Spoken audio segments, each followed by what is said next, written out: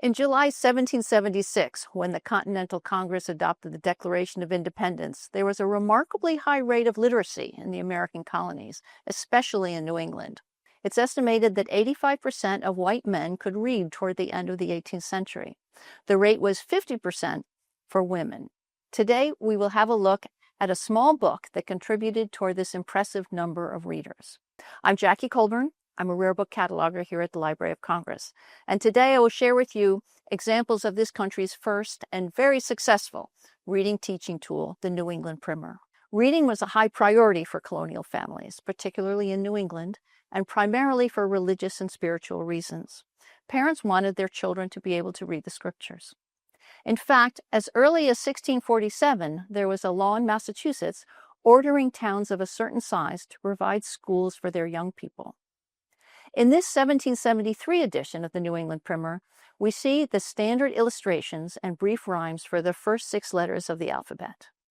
Quote, "In Adam's fall we sinned all," is the rhyme children learned for the letter A, and it's in almost every edition.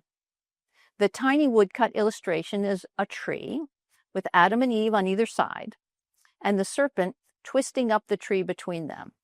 You can see that the religious concept of original sin and the need for spiritual salvation went hand in hand with learning the alphabet in early American children's lives.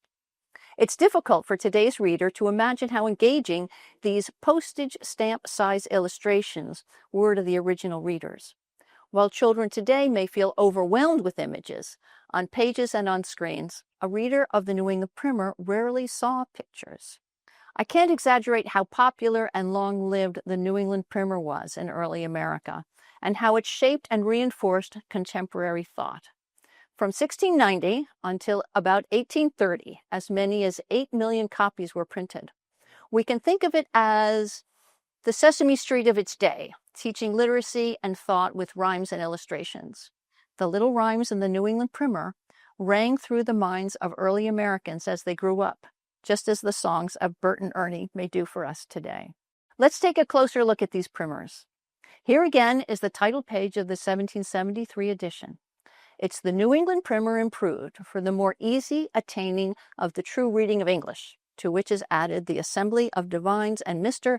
Cotton's Catechism. It was printed in Salem, Massachusetts. It has lists of increasingly difficult words for the child to memorize. Notice in the lessons for children on the bottom half of the page, there is advice to, quote, "be not a dunce and play not with bad boys." Also in every New England Primer is the story and illustration of John Rogers. Rogers is considered a martyr for the Protestant faith, and he was burned at the stake in 1554. He's presented in the Primer as a hero, having, quote, "died courageously for the gospel." The New England Primer was so prevalent and so Calvinist, it was often referred to as the Little New England Bible. Here at the Library of Congress, we hold more than 100 New England Primers. And it's interesting to me to see the slight changes and variations over the generations. I think you'll be interested to see American history and our independence reflected in the pages of this little book that was reissued hundreds of times. So here in that 1773 edition of the Primer, the K stands for, quote, "Our King the Good, no man of blood." In this later 1791 edition, "Kings should be good, no men of blood."